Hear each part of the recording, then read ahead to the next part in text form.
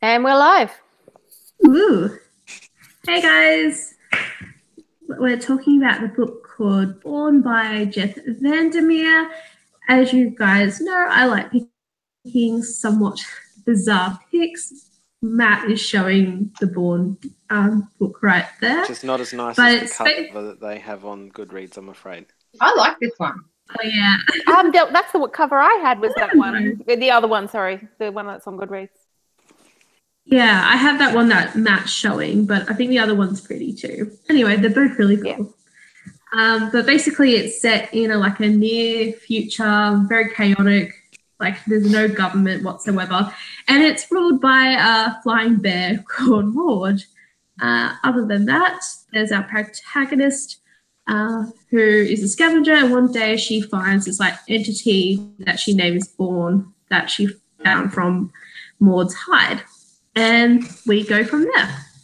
Now, I really enjoyed this book, which was kind of a surprise because I had read Annihilation by the same author and I wasn't that fussed about it. But it sounded like such a wacky world that I wanted to read it anyway.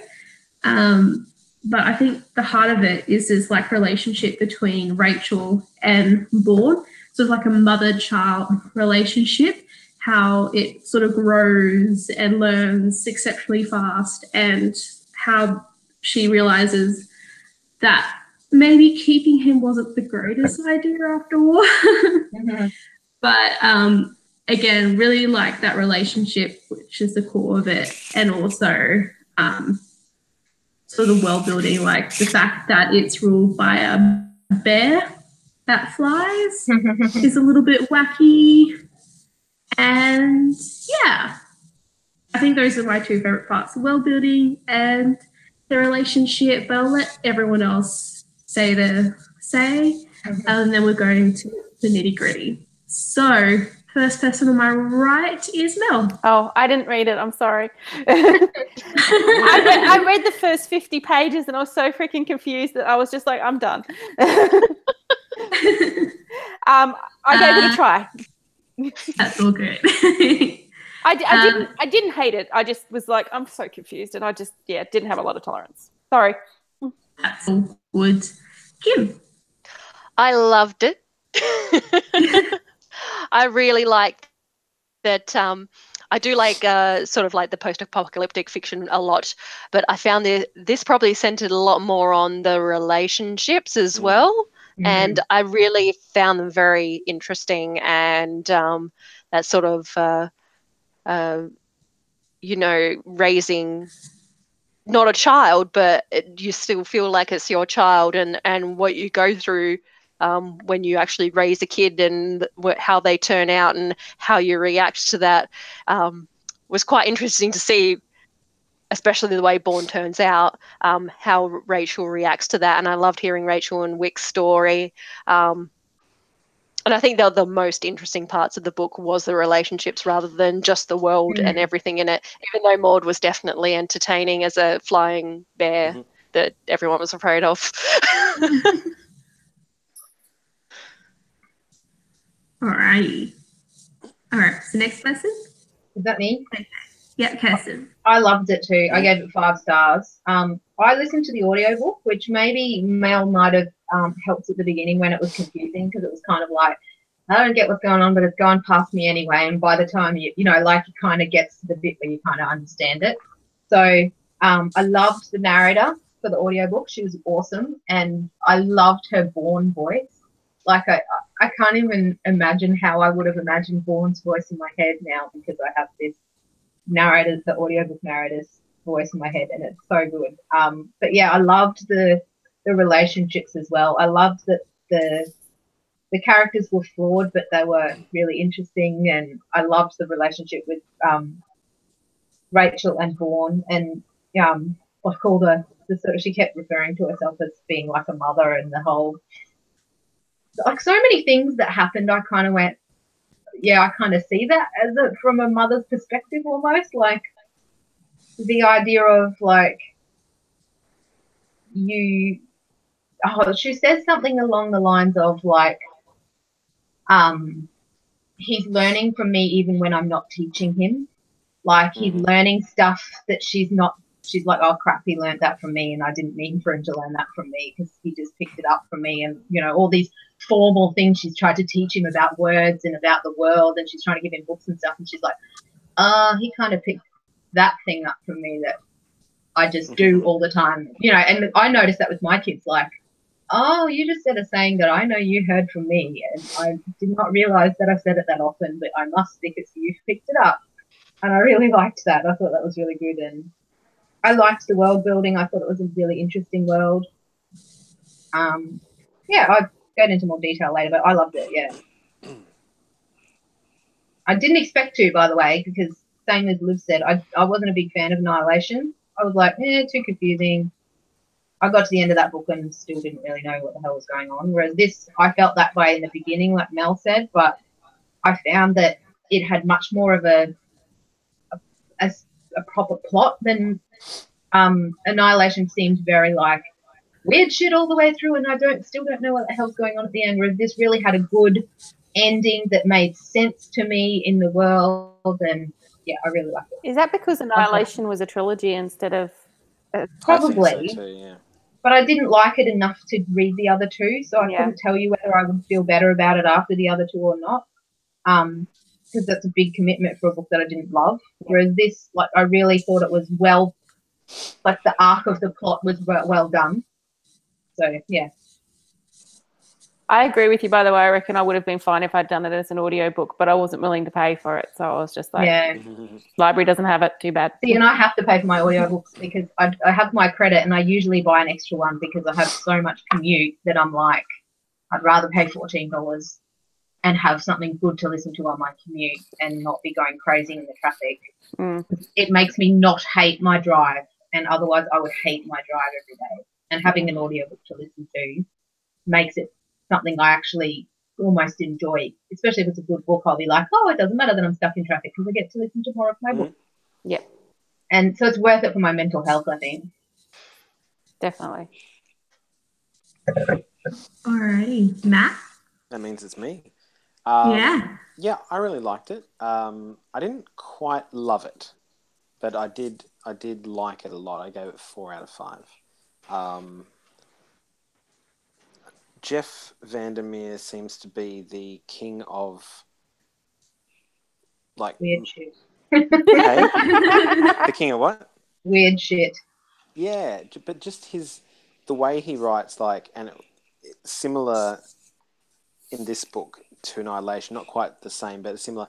Just this sense of, I was talking to someone else at work who's read some short stories of his, and he's just really good at writing things that have this sense of unease, or just like something slightly off, and like this really atmospheric way of writing, and you just kind of keep reading and you like feel like, oh, I don't know what's wrong, but something's wrong. I don't know what it is, and it's making me feel funny.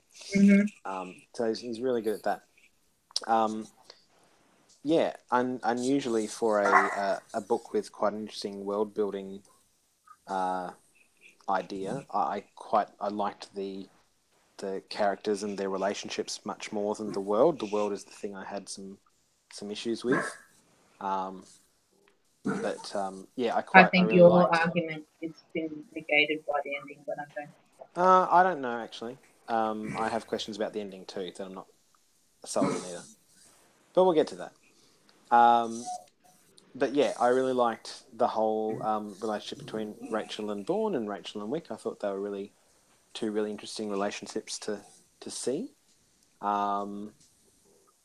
Even though I had my own little issues with the world, there were lots of things that I did enjoy about it. I liked the roving gangs of. Oh God, they freaked me out so bad. Yeah. Just like, I can see them, just everyone like tribing up and running amok around the place. The kids with the wasp eyes freaked me out. The wasp eyes? Yeah. Did you say? Yeah. Yeah.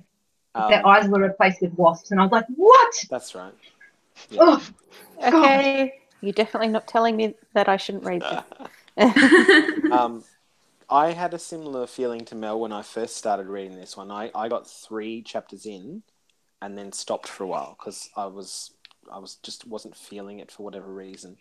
But then I got back into it, and I think it was 1 or 2 chapters in, and then I don't know what it was about it, but it just something clicked for me, and then I read the rest of it fairly quickly. So maybe if sticking with it a bit further might have been okay, but I had a similar thing where it didn't grab me at the start, but once I was into it, I quite enjoyed it.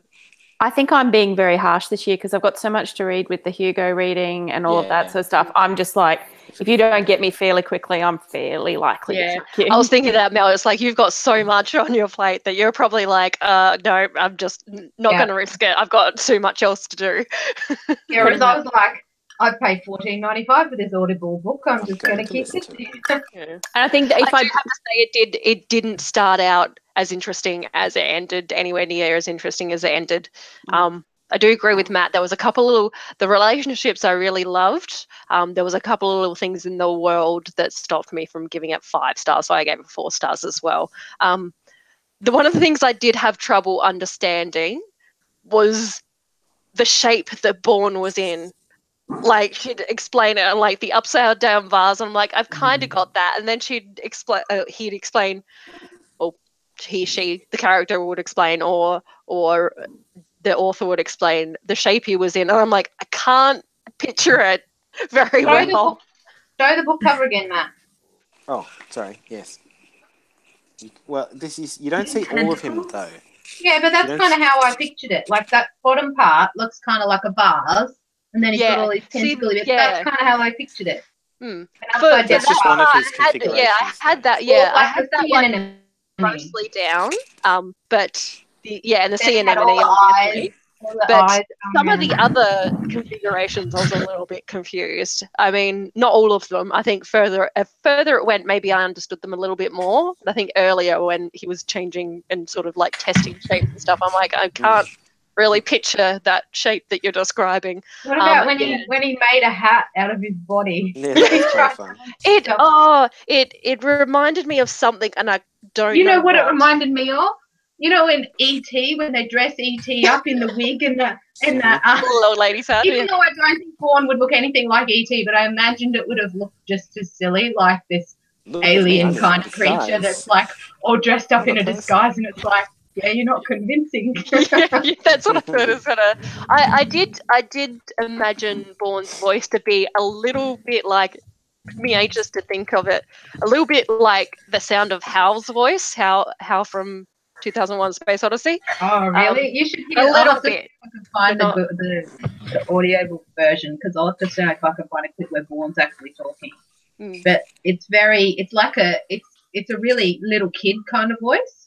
I kind of imagined it similar to like Xander's-ish age, maybe slightly older. Yeah, I think that the kind of mentality for a lot of it was that sort of place. Now I'm going to have to find it. It's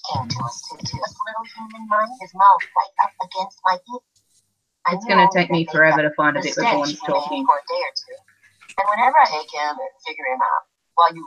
Yeah, I might skip ahead for a few chapters because I don't even know if he was talking in this chapter. Anyway, I'll put myself... thoughts, by the way, everyone. Go away. I'll put myself on mute for a minute and I'll find it. And then... So I'm done. If we want to move on to discussing particular things. Okay. So what did everyone think about Wick? Like, I thought he was... No, you go, Kim. I thought he was quite an interesting character, and he had a lot of layers to him. And he was very intriguing, especially because you knew he was hiding something about himself, but you didn't quite know what it was. And then when you found out, you're kind of like, okay, that's a bit of a secret. And I see why he didn't tell Rachel, because how do you know how someone's going to react to that kind of news about you? At the start, I was like, I don't really care about you. Zone here, right? Yeah, we can spoil it. Yeah, I don't think Mel minds. Okay. Oh, spoilers. Yeah, no, please. In fact, I'm kind of here for the spoilers because I'm like, I didn't care enough to read, but I'm like, why does everybody like this book so much? What the hell happens? Well, we find out that Wick worked for the company, which is why he's creating the biotech stuff in the swimming pool and stuff, and he worked, and then you find out that he knew Maud, because Maud used to be human, not a gigantic bear that flies. And so I'm just more confused. yeah. Basically, they biotech. They basically just screwed around with different kinds of biotech until they created something. So eventually, they just went so far with Maud that they ended up making it into a bear. So Mel, Maud started as a person. Yeah, and they kind of did stuff to him. They don't explain really how they did it. That's the vague part of the world, is how they really did anything. I felt kind of like maybe almost it was like the post-apocalyptic world that happened after what happened in Annihilation. I wondered that too, but at the end you find out it's actually like a parallel world. Well, you don't know that. Well, yes, you do. No, they don't. They don't actually say that. They say that she came through the portal, and I thought that was what it was from way back in the beginning, because Borne was talking about how he came through from the other side. Portal doesn't necessarily mean an alternate universe. Yeah, I'm sure they say other world, the other world. No, they but that doesn't mean parallel world. and there's a bit where she says, like, towards the end, where, like, she kind of says something along the lines of, like, I don't know whether it was another part of the world or another world completely, and it doesn't really matter, kind of thing. But you kind of gather that it's a different world. Basically, the company is from this different world, and they came here basically to test shit, to save their own world. So they were sending stuff through.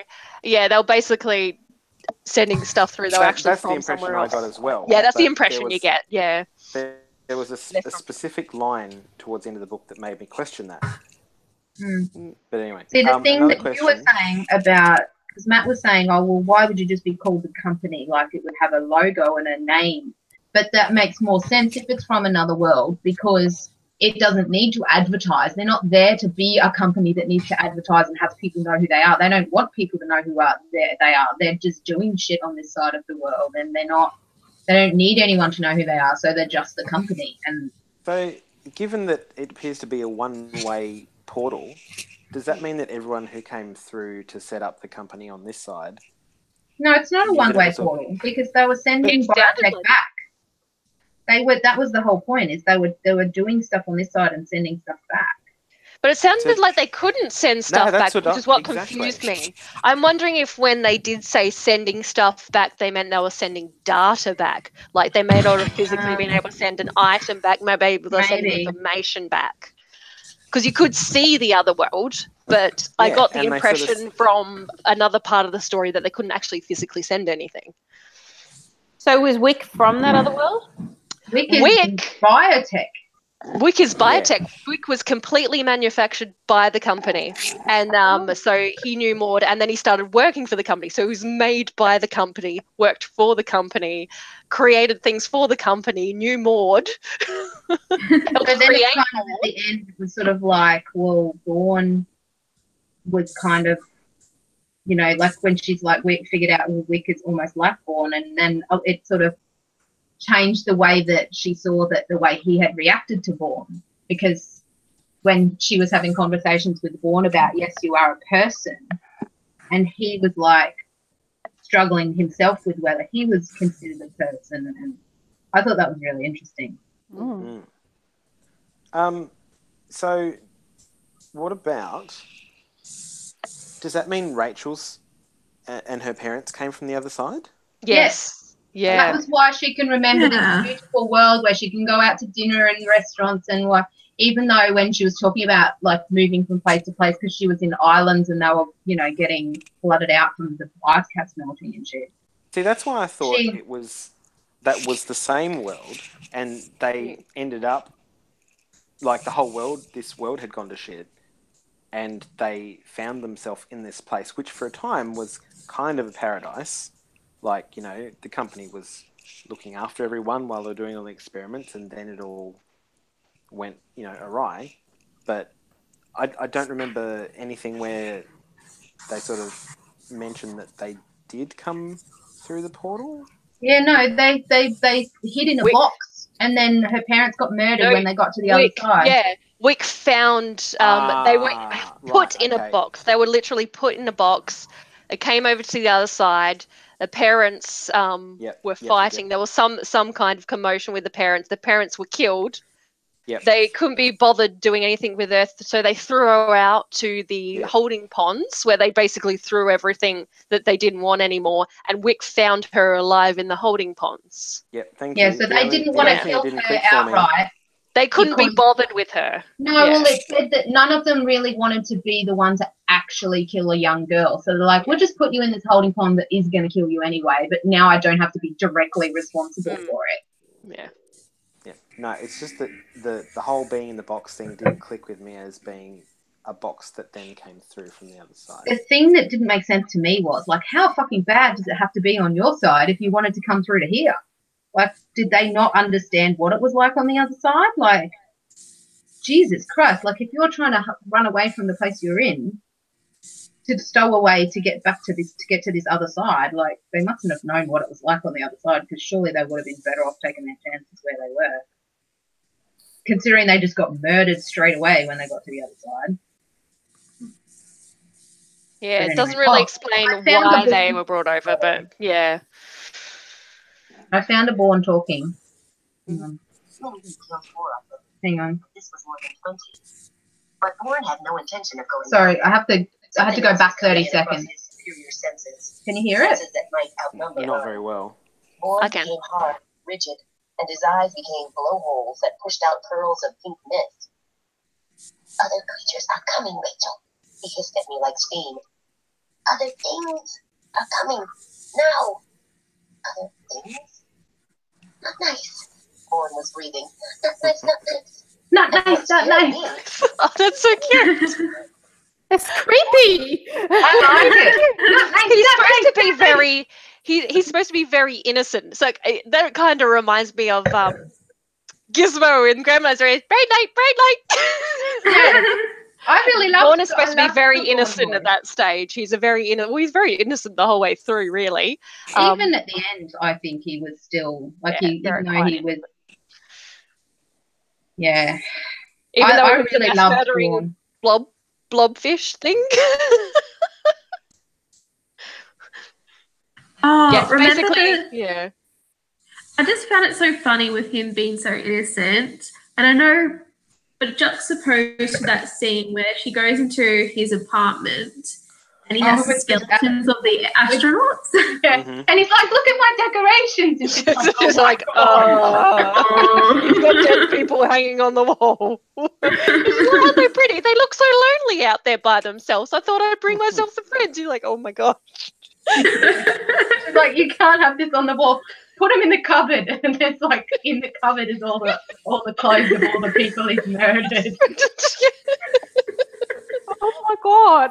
But see, Borne doesn't. He doesn't like stab them to death or anything like that. He like consumes them and absorbs them, and he doesn't feel like he's killing them. That to him, that's not killing, because he goes, "They're not dead. They're inside me."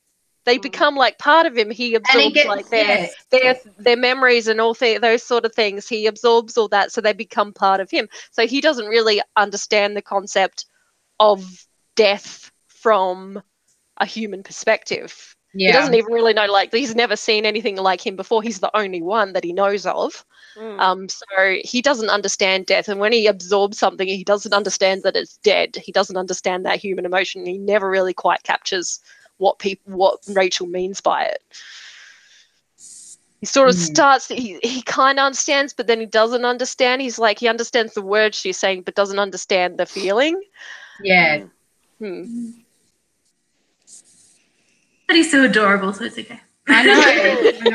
I couldn't help but think he was adorable all the time, even when he was doing really creepy things. I was just like, I don't know whether it was that voice. No, and just the whole fox thing, and I'm like, okay. The little foxes that followed him around. There's these just random little foxes that just would follow them around. and then all of a sudden they just like would start disappearing and reappearing like they were cloaking themselves. I never really understood the foxes. That was one thing I was like, I don't really get what role the foxes are playing at the end. Like, and the foxes kind of leading them to they're foxes. Thing, and like I'm like, I don't really get it. What the fox had to do with it? That was one thing I didn't understand. Yeah, and Borne was communicating with the foxes, and you're like, what? And he's like, the fox told me this. And she's like, what? Did the fox tell you? It's a fox. They weren't really foxes, no. They weren't really real foxes. I'm doing some reading here, and there's a theory that the foxes are ex-company workers who got turned into foxes. Yeah, I thought it was either biotech created from scratch or things that were originally human, like Maud was originally human. Either that or something that was created from scratch. Because you actually find out that down in the like bowels of the company where they end up and see like this portal and everything, some of the like they all start following Rachel when she's walking into this room. So there's like these little ghosts, these little foxes and little creatures following her. And some of them have hands. Yeah. And she was like, and so basically she helping the ones that didn't have hands, and I'm trying to picture it in my head and going, nah, my brain's not just my brain can't get this. So I just kind of like, you know, I think with the audiobook it's easier to do that because you can't stop and think about it. It keeps going without you, whether you're trying to figure something out or not. So I was kind of like, I don't get it, but let's just keep going anyway.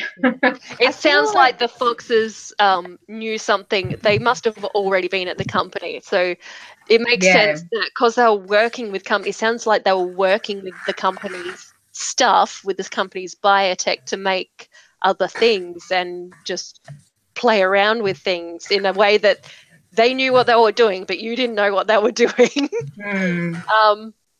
Yeah, so you kind of wonder what the foxes were originally, whether they were, and what had happened to them. There's so many unanswered questions at the end about the company and where Rachel came from, and it just sort of like in the end, because it's all about Rachel and Wick, and and Borne and Maud, and this other character called the Magician who we haven't talked about yet.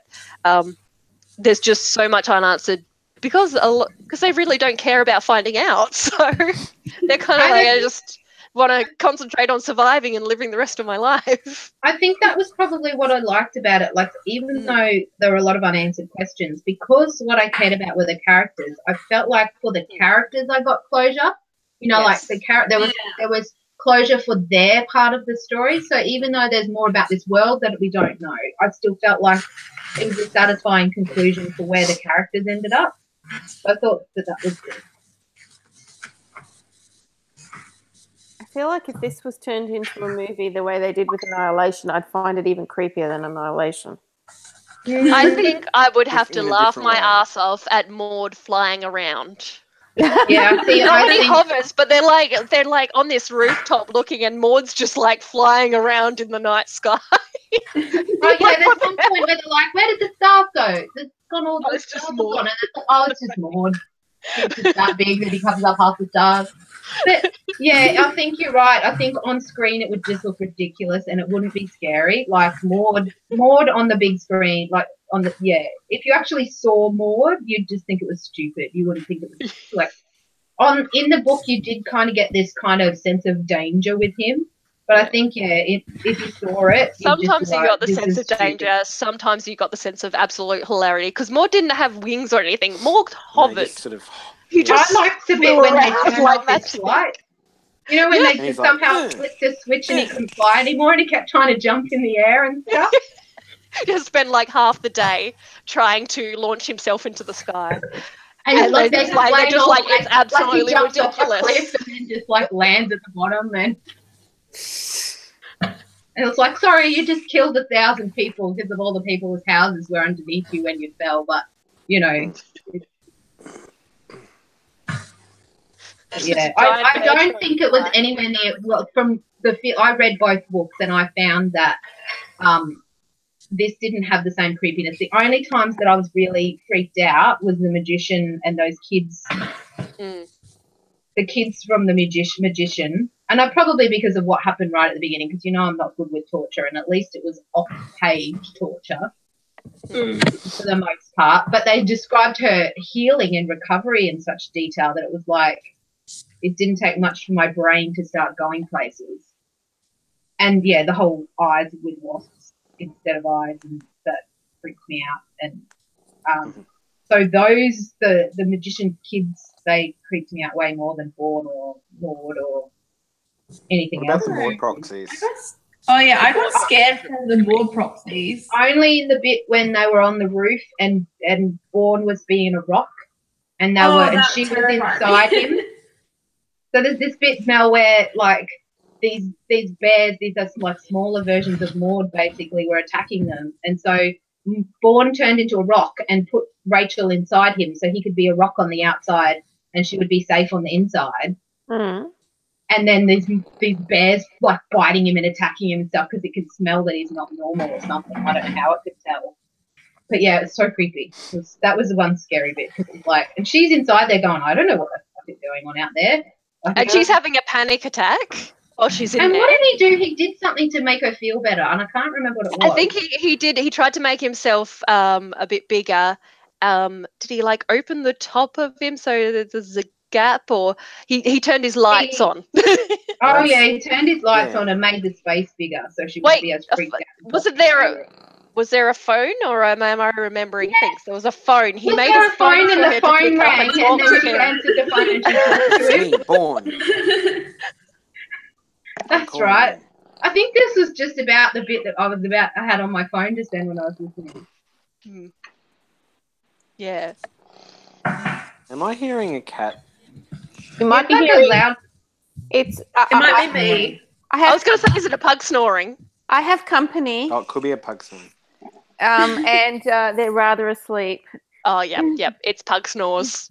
Right. In actual fact, Dee Dee is a only 1/8 pug. That's right. She's a Frenchie. Yeah, she's a Frenchie. And I've never thought anything could snore more than a pug. I don't know. You should. Or have you adopted her? Oh, she's not in full flung. Don't worry. This is soft at this stage. She's not fully asleep yet. No. She said, is she a foster dog or have you adopted her? Oh, she's foster. Oh, okay. Can you see Kiki's loving her cube? She's asleep in there. She's very happy with the cube. Adorable. Yeah, so adorable. And my cubes have been safe the entire time I've put that there for her. All she wanted was a spot for herself. Yep, I took the pram out as well, so she had nowhere to sleep because besides on the floor, because if Tombo's on the cat post and she wants to sleep on the cat post, Tombo's just automatically annoyed and bites her. She's not allowed to sleep on it.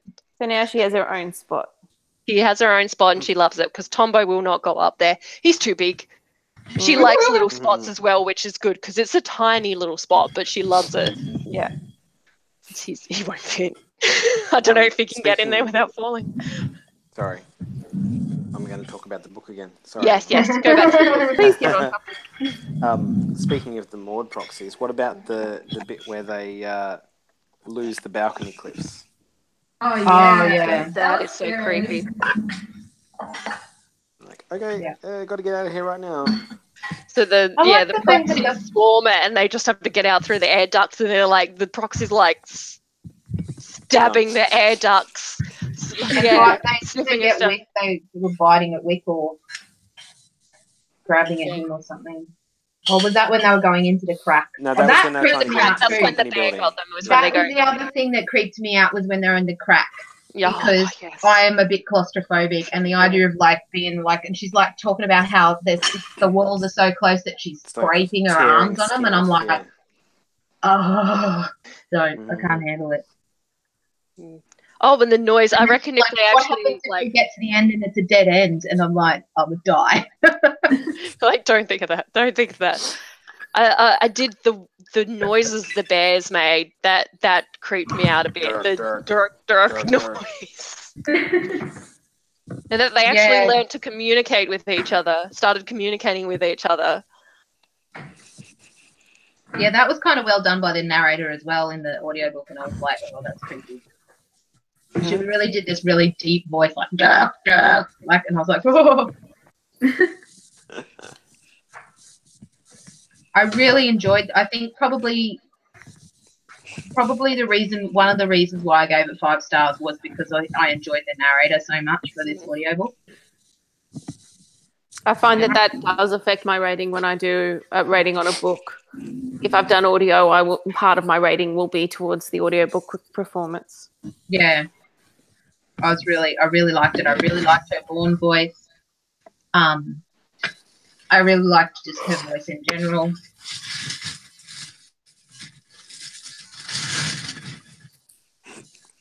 You can mute me if you want. Is that a wall of wine behind you, Liv? It looks like it. I keep seeing it. Yeah, she has even more wine across on the other side as well. Wow. Nice. We There's drink like out quickly to ever have that much wine. You're only allowed to drink the cheap, old, dusty wine, not the expensive, new, clean Not wine. the clean, expensive wine. Fine. The cheap and dusty. The cheap or dusty wine. What's 5 times 15? 75? Yeah, that's how many there is. Wow. Wow. Oh, there's more in there as well. But it's like a Someone likes wine. So.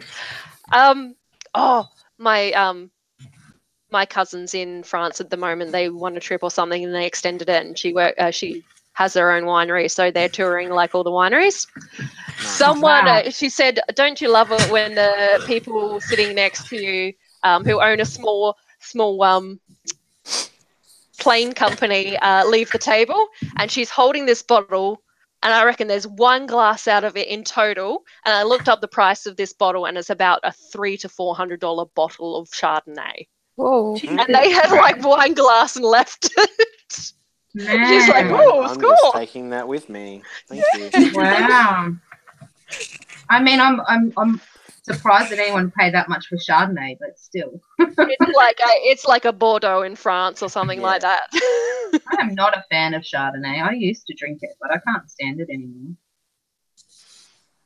Depends what Chardonnay, because some can be. Yeah, I suppose maybe it's terrible. Chardonnay.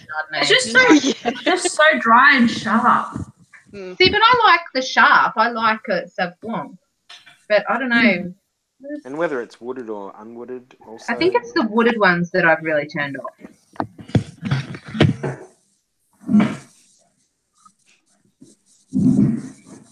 But right. I like Riesling. Riesling's alright. I'm like getting so many extra stitches in this goddamn thing. We're doing the wineries in Perth, aren't we? Yep. I hope so. I think we were in the discussion between whether it was wineries or what was the other place? The island? Yeah. Oh, I think it was one or the other. I think we better steer clear of the rottenness thing. Yeah, I would always vote for the winery anyway, but given the stuff that that G was talking about, I think probably a good reason to give that one a miss too. So, yep. But yeah, I always would vote for wine anyway. Mm-hmm. But we should have another hangout to talk about stuff because there still are a few other things we need to decide. And yeah, I think we should do an urban adventure. What? Sorry. It's like I need to put my battery in. Urban Adventure. It's this company that's owned by Intrepid that do like little day tours. Oh yeah. They're really cool.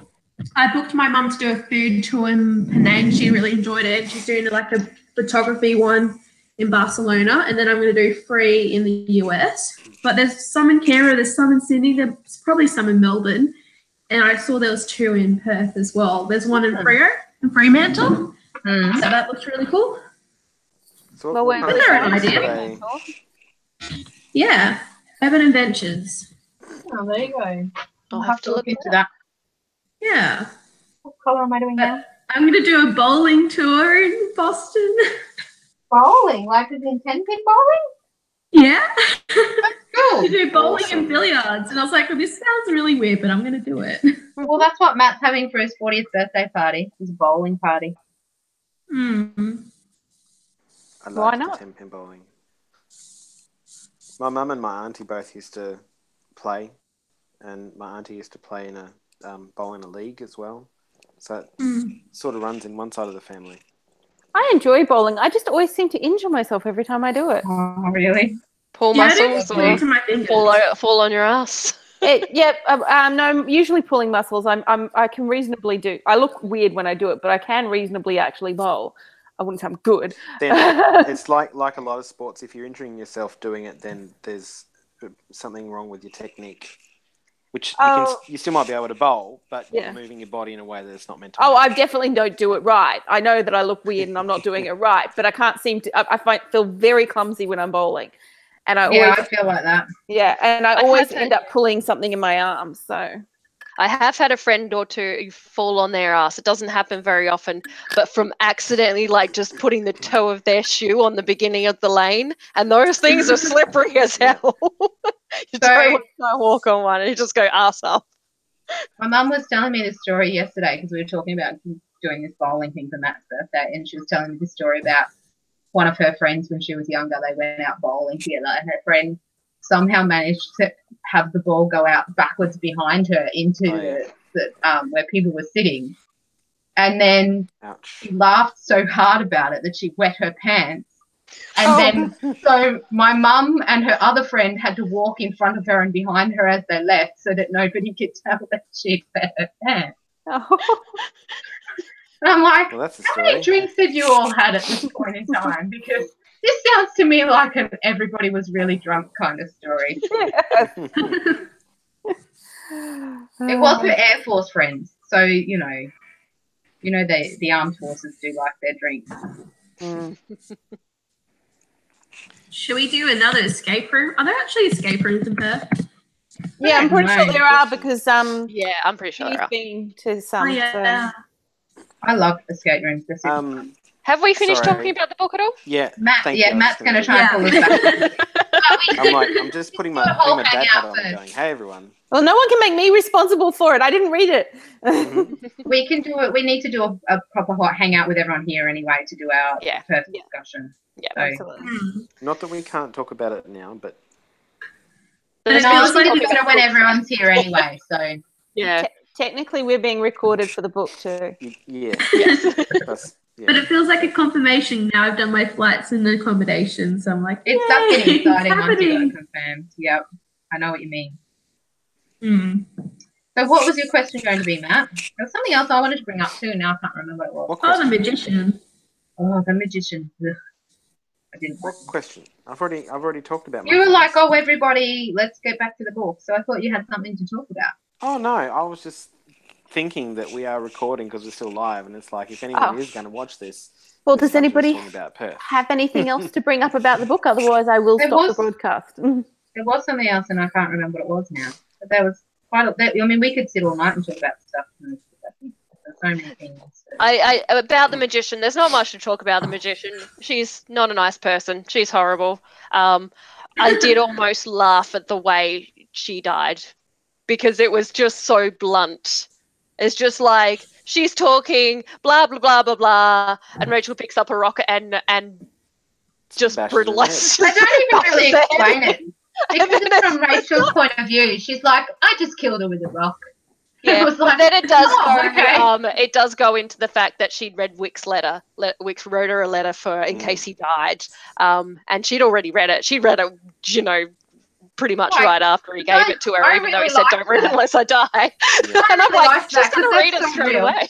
That's so real life. Of course you would read it right away. Like they have all these movies where they're like, I've left you all these letters and you have to wait until this time. It's like, bullshit. As soon as you turn your back, I'm reading this thing. I'm like, I knew she was going to do it, but it didn't even mention it right until the end where she's like, I read it straight away. It's like, I read it when we were back in that. And it's like, he just literally just given it to you. So basically, as soon as his back was turned, she read it. Yeah, that's what I basically, because he talked about the magician and what she'd done in the letter or what happened. And so Rachel was just, you don't know that Rachel is pissed off at the magician because she's read Wick's letter and what was in the, you don't know what was in the letter. And suddenly she's just like, the magician's like talking, blah, blah, blah. And she just gets up picks up a rock and bashes her to death. I'm like, it was just so sudden that it was funny. Yeah, well, I think it was because you're expecting this big fight and you're expecting it to be this, you know, oh, she might not win and the magician's going to be really strong and it's going to be really hard for her to beat her. And she was just like, I killed her with a rock. Some people... It's subverting a trope, really. Yeah. I was reading some stuff where people were like, confrontation. They built up this magician character and you don't really find out much about them and then they just die really easily. And the response was kind of like, yeah, but that was kind of the point. It's like people just die for no reason whatsoever all the time. It's not always like a video game. King of the world or... There's not always an epic battle before. There's not always a big boss at the end. Died, it's going to be the hardest person to beat. And I liked that. I liked that it was... Well, I think that's more realistic because in life, it's really, if you're going to kill someone, you need to get in, you need to do it fast so that they can't do anything back to you. I mean, like, why would you give them opportunity? Yes. Yeah. It's kind of like, I just love that. It always makes me laugh in like movies when the big bad guy's going on and on and on about everything he's done, how much he's going to win, and then someone just goes bang in the middle of it while he's talking and it just cracks me up. I'm like, exactly, that's what you do. Yeah. You're not just going to wait for him to finish his speech. You're just going to kill him. Yeah. But it sounds to me like it kind of feels like a long way to a small angry planet in that it was about relationships, not this build up to an end. Yeah. The world surrounding them was just the circumstances that brought them together and just created the circumstances in their lives. It wasn't about the world; it was about them, and the world was just what was going on around them. There's a couple more things I thought of that I need to talk about. One of them is that Wick knew the magician was after them. And so I liked there was all these little bits where it was like you get to a certain point and you go, that explains that. And you know how he was so guilty at the beginning when she got attacked. And at the beginning I was like, oh, he's just feeling really guilty because he thought he should have been there but to protect her and blah, blah, blah. And then you find out later that really they attacked her to send a message to him, and it sort of put another spin on why he was feeling so guilty that she got attacked and why he reacted the way he did when she got attacked. And I was like, oh, I don't know if I can forgive you now because it's your fault that she got tortured, but it's not like he knew that was going to happen. But yeah, I thought that was really interesting because you sort of could look back on his behaviour back then when she was first injured and go, oh, I understand why you were acting the way you were now. Yeah. You know? And the way at the end, his letter sort of explains, and finding out his past explains how he reacts to Borne, and it's because he's basically, he feels that he's the same as Borne, and how he reacts, knowing his past with the magician, that he worked in the company, what he did at the company, how he knows Maud, and he just had all this, that just this one letter just sort of opens it up wide and explains why he acts the way that he acts, and Rachel loves him anyway. It's like, and that's another thing I loved about this, is didn't create this whole drama. This letter where he just admits to everything. She's like, I don't like it, but I understood why she understood why he kept these secrets was to protect her, because she did the exact same thing. There's things she didn't tell him to protect him as well. And so she's like, oh yeah, I get it. And then she loved him despite, that he wasn't like a human in the beginning or anything like that. She just didn't care. She's like, I wish you hadn't kept that from me, but I understand completely because I do the same thing. At the time, and if you told me this right at the beginning, I wouldn't have understood it or believed you. The other thing I thought was really interesting, especially when you look back over it, was when they found out that Borne had been impersonating them to each other. And then you remember all these times that they'd had these arguments where they were like, I never said that, and that other one would be like, yes, you did say that, and it'd be like that whole, oh, you just forgot that you said it, or you remembered it wrong and you thought that I said it and I never did. And then it's like, oh, well, that would have been Borne talking and not me. Yeah. That's why you didn't remember it. You didn't say it. I thought that was really interesting. And it's like, and Borne's like, what? Like, what am I doing? Like, he's like, I don't get why this is a bad thing to do. He was just like a weird child. Yeah. Weird innocent child. He's like, what's wrong with me doing that? I was like, you don't do that. That is so bad. It is like, why? It just is. Yeah. I don't understand. And then they're like, you didn't ever do that in my bed. And he's like, no, I would never do that. It's kind of like he's like, grow. Yes.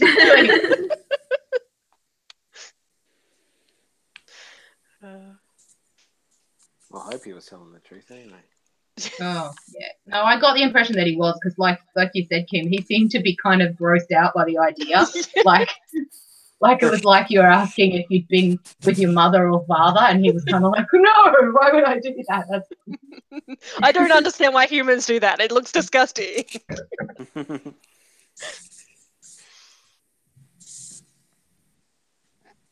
But he was good. I really liked Borne, and I think probably that is part of why I liked the book so much, because I was just like, Borne is so fun. I just love him. Even when he's like eating people and going, what? I have to eat them. I tried to not eat them, but I couldn't. So I ate them. I was made that way. Although they're hilarious how he like cleaned the entire balcony cliffs out of lizards. There was no lizards left because he just ate all the lizards. Like he's like, I don't like lizards, so I eat them all.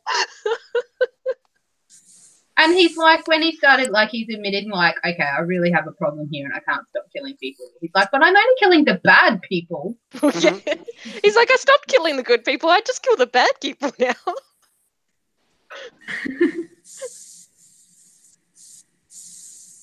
It's like, I stopped killing just anyone. I was a bit sad when she made him go away. I was like, no, I was too. Don't do that.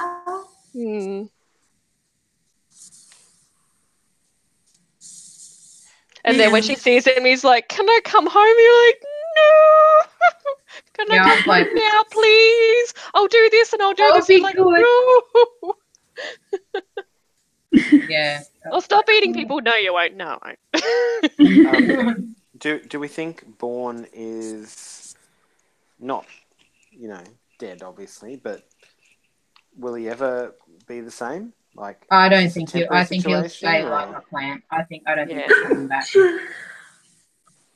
I think something like, when that big explosion-y thing happened and now everything seems to be this is the only thing that I was like, how did that fix everything? I don't really understand that. Like, everything's all lovely and the river's starting to get cleaner and the air is better and all the creepy things are dead and there's more of those fish things that make you drunk. I didn't really understand how all of that happened because of this Borne versus Maud thing. Like, I didn't really get how that worked. But obviously something about the biotech changed. Something about the biotech now doesn't work in the same way that it used to. How do you know it's temporary? Where are you saying temporarily? It goes back to being like all the stuff that grew and changed went back after a few days, like all the grass died off and some of the biotech just died, but some of it stayed around. Like, it wasn't. Yeah, but it wasn't like a complete change. It was sort of like a heavy rain. But she did sort of say things were gradually getting better, though. Like, things were just starting to come back to being better. I can only think that somehow something that was there, either Borne brought something with him that wasn't there before, or Maud's presence, the disappearance of Maud has let something regenerate that was held back before. Yeah. Do you think that's what he was created for? Like, he says, like, I'm a weapon, but maybe was that the point? Like, maybe he was created as a weapon to get rid of. Except when he came through, he was only a fluke that he survived because they killed all the others. Yeah. They had a whole box of Bornes and like all of them were dead. The company had killed them, and as soon as they came through the other side, they killed them all. The company had kind of got out of control on this side, so maybe this was their attempt to like get things on this side of the thing back under control. Yeah, and they're like, no, they recognise. Or maybe it was the foxes. But the Bornes definitely came through from the portal. Yeah. That's what I'm Yeah, saying. say So that they're bonds like, were in well, the we boxes. need to clean up our mess now for whatever reason, and sent through a bunch of these, Borne bombs, if you like. But then the what was left of the company on this side recognised what they were for, and were like, well, fuck that. I'm not gonna, we don't want that to stop. Well, she does anything. kind of say, Either imagine what that would have happened or if they all had got loose. Yeah. And there had been just like a bunch of Borns just going around, just like absorbing things. Like the whole place would have been cleaned. It would have been like a cleaning crew that would just go exactly. This is what I'm thinking. Is like doing everything. There's a cleaning protocol that they're like, right, time to finally actually clean up the mess for whatever reason. Either that or the foxes did something, because the foxes were doing something and it got out somehow. So it may have been the foxes. Foxes may have done something to him as well, because they all looked dead. If they all looked dead and he was alive, maybe the foxes interfered somehow. Maybe the foxes are why one of them escaped. Like how all the other Borns got murdered when they got through the other side. Maybe how did Borne? They didn't really explain how Borne ended up on board and how he escaped and didn't end up dying with all the others. So maybe that's where the foxes came in. I feel like they alluded at one point to maybe it was the foxes, because that little fox that just kept following Borne around and was telling Borne things, that maybe it had something to do. I think it was very brief and it just sort of said maybe it had something to do with the foxes. Maybe it had something to do with that fox. Like if those foxes were previously company scientists or whatever and still retained, at least some of their consciousness and memories and what have you, then they're like, yeah, okay, well, we kind of know what we're doing now, and we're gonna. Yeah. Even if Wick wasn't a company person. Wick was created and became a company person. So the foxes could have been created and became what they were. So they may not have been here in the first place. They may have just been created like Wick and learned, because they'd been there for so long, like Wick did. So many questions. Yep. And basically it did allude to the end in a weird way that the foxes were the next generation. Like the humans were eventually just going to die off and the foxes are going to replace them as the intelligent life form. The foxes and the weird fox sort of like things. I don't think they were all quite foxes, but I think some of them were fox-like. Yeah. And fox-like with hands, which is kind of creepy sounding. A pug or a Frenchie just woke up. Oh, nice here. Yeah. Wow, that's a bit rude. So they're having a little bit of a pat/play time at the moment. Oh, you're so cute. Happy puggies. Mostly probably stemming from their vying for Nye's attention. Yes. Yep. Nye brought home presents. Look. New Apple TV. Yay. Oh, Does it work better than the old Apple TV? Sorry, what was that? I threw mine in the bin. Apple TV in the bin? Yep, basically. Okay. It was just useless. Kept dropping the network. Couldn't stream in decent quality. Anyway. Yeah, it was crap. And now we play everything through the Xbox and it works fine. And it's like, how does the Xbox work better than the Apple TV? But it just does. Your mileage may vary. I hear they work a lot better if you have Apple network products in your house as well. Yeah. I think Mel's talking to Nye at the moment. Ah, yes. I think she may be out of here. She can hear you, I think. Or now she can't because she just took them both out. She had one in still. Right. Stop trying to talk to me. Hey, we're still live. But we are still talking about Borne, right? Yeah, It says off air though, doesn't it? No, mine says live. No, mine says live. Mine says live. Huh. Maybe you're off air. The rest of us are on air. You're just a figment of our imagination. They live. Yes, I If am. anyone watches, it's just going to be us talking to a random, person that doesn't exist. And that's the least The weird ghost thing lift. we've talked about tonight. Yeah. That's true. Sorry, guys. That's all right. Alright. No, I was just telling me that he got me another present. Oh. He's booked me in a spa tomorrow for a 2-hour session. Ooh. Geez, no wonder you're marrying him. Kirsten said, "It's no wonder I'm marrying you." You got a fist pump. Yeah. So To be fair, I'd do that too if we could afford it. Well, you did. You did Yeah, give but me as a Christmas thing, not just as a random. and my birthday. I still have my Yeah. birthday one. I haven't used that one yet. to be fair, this is kind of a birthday thing because my birthday plans they all went kapooty, and so last night I said to him, I really wanted to go out to dinner because we never went for my birthday, and he went and booked this instead, and I'm like, ooh. That'll do. I think I'm going to save mine for the next school holidays.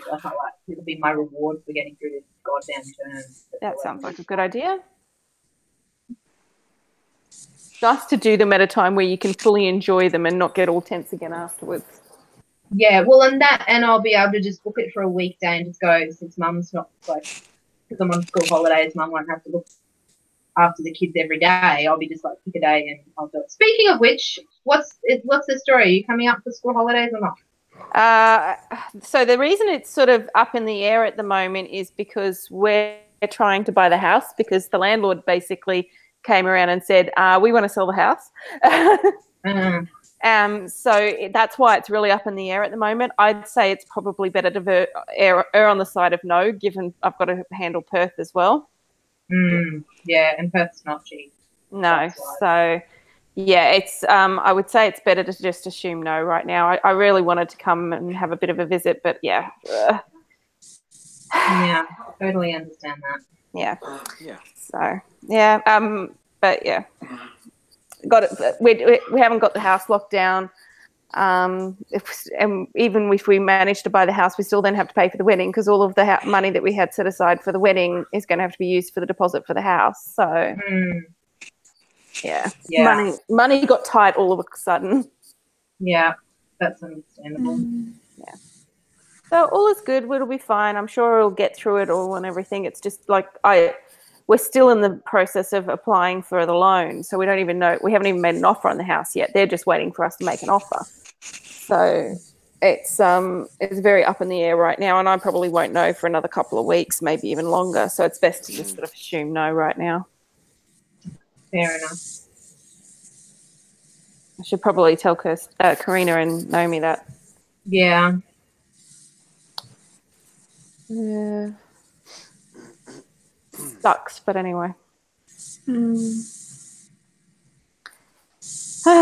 If you end up with the house, it might end up being a good thing. Yes, and it's probably the push we needed to make it happen because we kept sort of just, not quite getting there and stuff. So it's probably a good thing, but it's also just sort of a slight annoyance that it's sort of the timing of it. Yeah, as if everything wasn't crazy enough already right now. Yeah, let's add in. We need to buy the house. Have we finished talking about the book? Yeah, I think so. Unless Matt has anything else to bring up. For anyone who is, nobody who's listening to this is probably thinking about reading it because we've just spoiled everything. But I do highly recommend the audiobook. I really loved the audiobook. So it's not always better. Sometimes the audiobook you like not loving the narrator or whatever. But this was really, really good as an audiobook. So highly recommend. It's only really Sarah who watches them, isn't it? Well, Sarah likes audiobooks, but then again, we've just spoiled everything. I don't know Sarah doesn't like spoilers, so plus Sarah's already been told to do the audiobook. I did, and I think it's a Sarah kind of book. I don't know if you guys would agree. It's something I think Sarah would have liked, and I think she would have really liked the in-depth conversations about all sorts of things that we've been able to have about this book. But she started listening to the Bob ones, and once you listen to the first Bob book, you're like, now I have to listen to the others straight away. It does kind of end in a way that you're like, okay, I definitely have to listen to the next one straight away. See, I've got enough. I've already got the first Bob one, and I've got 2 credits sitting there waiting. I'm like, should I just get 2 and 3 and be done? I'd listen to the beginning of it just in case you don't, because you might listen to it and not like it, but I think you probably will. I really liked it. So. I think I'm going to listen to them. Yeah, they sound like they're good audio ones. So they're about 9 hours, aren't they? The first one, around about, yeah. Okay, that's reasonable. Yeah, they're not super long. All right, guys, I'm going to end the broadcasting part of this. So, bye, everybody who's watching. Join us for Bob next time. Is it next time? No, time after, I think. Yeah, Oh, my pick is next. Yes. My pick is next. The next book is the one that I'm halfway through reading that I can't think of what it's called. Strange the Dreamer. Strange the Dreamer. Strange the Dreamer. Yes, that is the next pick. Laini Taylor. Yeah. All right. Bye, anyone watching. Bye. Bye.